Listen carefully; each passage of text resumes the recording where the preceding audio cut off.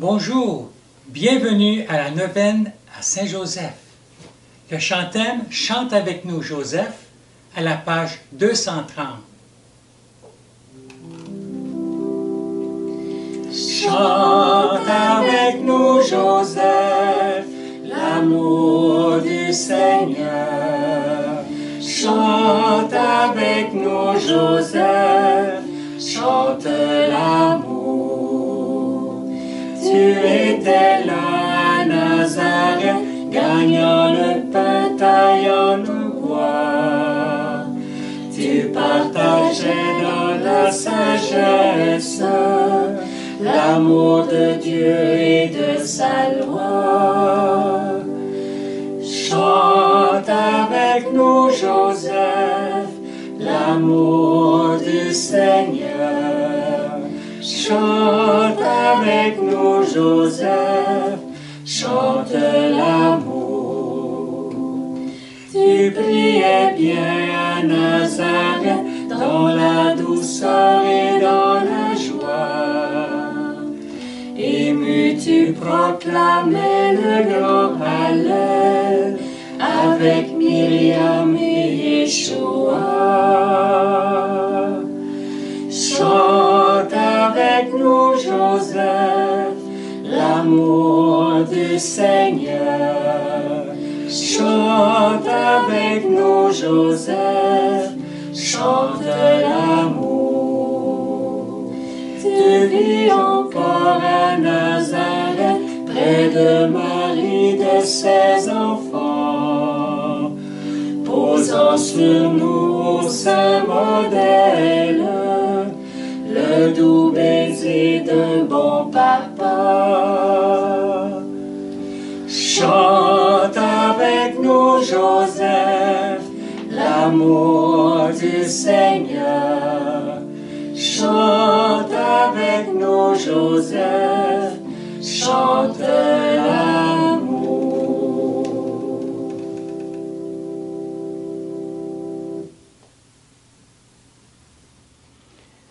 Chante avec nous Joseph, l'amour du Seigneur.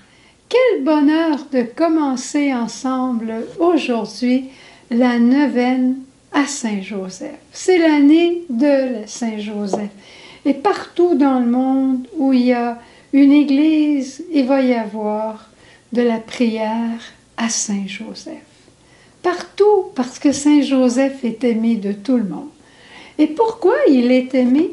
On va le voir au cours des prochains jours, au cours de notre neuvaine, parce que j'ai pensé cette année prendre le message lumière pour approfondir un peu ce beau visage de Saint-Joseph. Beau en son cœur, bon en ses gestes, celui qui veille sans cesse sur nous, comme il a veillé sur son Fils Jésus et sur la Vierge Marie.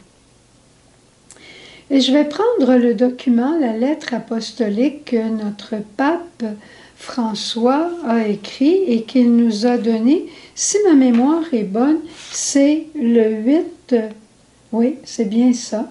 Il l'a donné le 8 décembre de l'année passée, en la fête de l'Immaculée. Il a écrit cette lettre qui s'appelle « Avec un cœur de père ».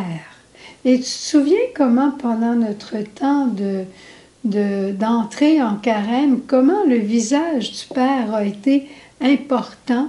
Alors, on va continuer d'approfondir en quelque sorte, sans directement en parler, le visage du Père qui se manifeste à travers Saint-Joseph. Tu t'imagines comment Dieu a créé Saint-Joseph pour qu'il soit le plus proche possible de son cœur de Père, pour le donner en papa à son beau Jésus. Alors, nous avons le chant, je vais vous partager la première partie de cette lettre, et ensuite on ira du côté de la chapelle pour prier ensemble Saint-Joseph. Saint-Joseph, les 4 évangélistes en parlent. On est porté à dire qu'on sait très peu de lui. On sait beaucoup finalement de lui, mais on n'a pas de parole spécifique de Saint Joseph. Mais tu sais, en hébreu, dire et agir, c'est la même chose. Et Saint Joseph a été un homme d'action aussi, mais dans un silence très profond. Alors peut-être déjà là qu'il y a une piste de conversion, une piste de grâce pour ce temps de neuvaine. Et qu'est-ce qu'on sait de lui exactement par l'Évangile?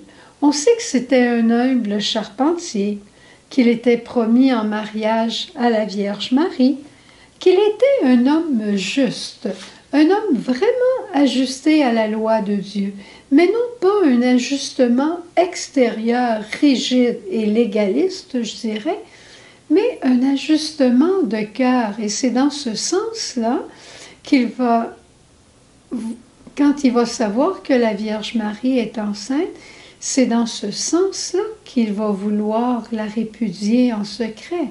Il ne se sentira pas digne de la Vierge Marie à ce moment-là. Et il connaît aussi la loi. Mais ce n'est pas une rigidité chez Saint Joseph, mais un amour encore plus grand. Et il est toujours prêt à accomplir la volonté de Dieu. Et un des grands signes de son accomplissement, c'est sa disponibilité de jour et de nuit, je dirais. Joseph a eu 4 songes. 4 songes, c'est pas rien, et on les ramène, on les rapporte dans l'Évangile, et chaque fois, le Seigneur l'interpellait, lui demandait de poser un geste, et aussitôt dit, aussitôt fait, Joseph posait le geste qui lui était demandé. C'est dans ce sens-là aussi qu'il est patron des cheminements spirituels, je dirais. Parce qu'on ne chemine pas toujours dans le grand soleil puis dans la grande lumière. On chemine souvent de nuit. Et Joseph est là pour nous accompagner. Il sait ce que ça veut dire écouter le Seigneur même de nuit et réagir à ses demandes. Il va avoir des grands privilèges d'assister à la naissance de l'enfant, de voir les bergers, de voir les rois mages qui représentent les païens, qui représentent le peuple d'Israël. Il va avoir le courage d'assumer la paternité légale de Jésus. C'est lui qui va donner le nom à Jésus. Et dans les peuples antiques, quand on donne le nom à quelqu'un, on obtient l'appartenance. Et il va savoir ce que ça veut dire aussi que d'être un étranger, que d'aller dans un autre pays. Il va aussi être là à la présentation de Jésus au temple et il va connaître à ce moment-là tout ce que Jésus va apporter, comment il va être le sauveur et comment Marie aura à souffrir. Qu'est-ce qu'il a compris? Son cœur a compris la douleur des 2 personnes qu'il aimait le plus finalement. Et après, il va vivre humblement, je dirais presque en cachette, à Nazareth. Joseph, il a toujours occupé une grande place dans le magistère de l'Église. Et les papes, et en fait tout le monde aime Joseph, à cause de sa simplicité, à cause de sa rapidité d'exécution aussi quand on intercède auprès de lui, surtout Thérèse d'Avila. Et le pape Pie IX a déclaré Saint Joseph le patron de l'Église catholique. Le vénérable Pie XII l'a présenté comme le patron des travailleurs. Saint Jean-Paul II a reconnu en lui le gardien du Rédempteur. Et le peuple l'invoque comme le patron de la bonne mort, le patron des travailleurs. On en parlera tout à l'heure. Mais qu'est-ce qui fait que Saint Joseph, on l'aime tellement aussi? C'est parce qu'il est comme une personne ordinaire, un homme cheminant dans la foi avec son épouse Marie. Un homme qui a connu l'adversité, un homme qui a dû garder silence, un homme qui a obéi et qui a vécu modestement, humblement et de façon simple. Et à ce temps ici, le pape nous rappelle qu'à ce temps ici de notre histoire avec la pandémie puis tout ça, des grands héros, c'est pas ça qu'on recherche. On recherche les gens, comme ils les appellent, de deuxième ligne. Ces gens effacés, ces gens qui ont aidé à leurs frères. C'est dans cette lignée-là que se situe Saint Joseph. Alors, on a besoin de quelqu'un comme lui vers qui on peut porter notre regard et savoir qu'il nous comprend. Si on est immigré, savoir que Saint Joseph a vécu ça. Si on a des doutes, si on a des questionnements au niveau de notre foi, savoir que Joseph a vécu ça. Si on est en recherche de travail pour gagner notre vie, Saint Joseph a connu ça. Tu peux t'imaginer quand il était en Égypte. Puis, en fait, tout ce que l'on vit, Saint Joseph a vécu aussi comme nous.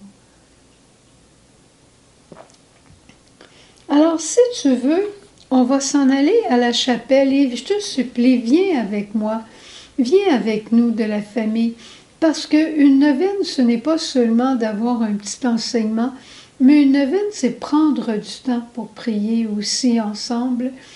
Et le frère André disait à un moment donné de Saint Joseph, « Ayez confiance en lui, il va vous obtenir ce dont vous avez besoin, ce que vous lui demandez. » Mais il dit, c'est drôle, les gens demandent beaucoup de choses, mais c'est très rare qu'ils demandent l'humilité.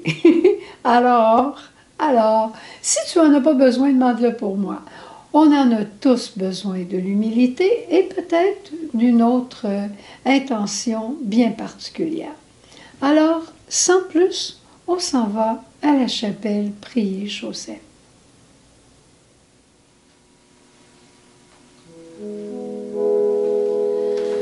Noble époux de Marie, digne objet de nos chants, notre cœur t'en supplie, veille sur tes enfants. Veille, veille sur tes enfants, veille, veille sur tes enfants. Le Sauveur sur la terre, reçus tes soins touchants, toi qui nommes son Père, veille sur tes enfants. Veille, veille sur tes enfants, veille, veille sur tes enfants.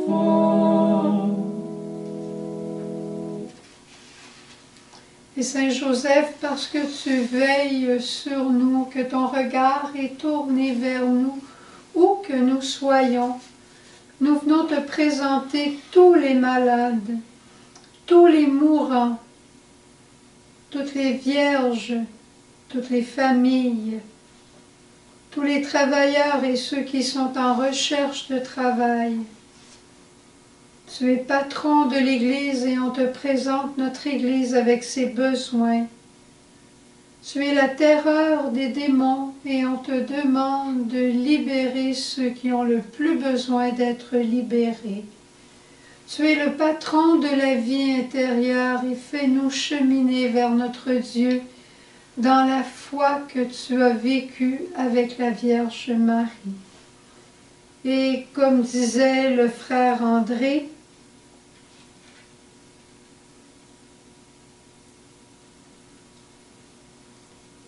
c'est étonnant, on me demande souvent des guérisons, mais rarement l'humilité, l'esprit de foi. C'est pourtant si important. Alors on rajoute l'humilité et l'esprit de foi. Et comme grande intention, je dirais mondiale, on te demande de la maîtrise de cette pandémie, l'arrêt de cette pandémie. Et on te prie aussi pour tous ceux qui ont souffert beaucoup pendant la pandémie. Sois leur consolation. Joseph, en compagnie de Jésus et Marie, tu as connu la faim, l'insécurité et la maladie. Ton cœur s'est tourné vers Dieu pour lui présenter tes besoins et ceux de ta famille. Dans la foi, tu as reconnu la réponse du Père dans le déroulement des événements. Assiste-nous aujourd'hui dans la présentation de toutes nos intentions et nos intentions personnelles. Joseph, aide-nous à reconnaître la volonté de Dieu, afin que s'ouvrent nos mains pour l'accueillir. Dans sa prévenance, Dieu Père comble sa création, de sa vie et de son amour. Ouvre nos yeux aux merveilles qu'il accomplit sans cesse. Aide-nous à trouver le sens véritable de notre demande, afin que nous découvrions que nous sommes les enfants bien-aimés de Dieu. Et ensemble, nous voulons prier le Souvenez-vous. Souvenez-vous, ô très chaste époux de Marie, mon aimable protecteur, Saint Joseph, que l'on n'a jamais entendu dire que quelqu'un ait sollicité votre protection et imploré votre secours sans avoir été consolé. Je viens avec confiance me présenter devant vous et me recommander à vous avec ferveur. Ne rejetez pas mes prières, Père nourricier du Rédempteur, mais écoutez-les avec bonté et daignez les exaucer. Amen.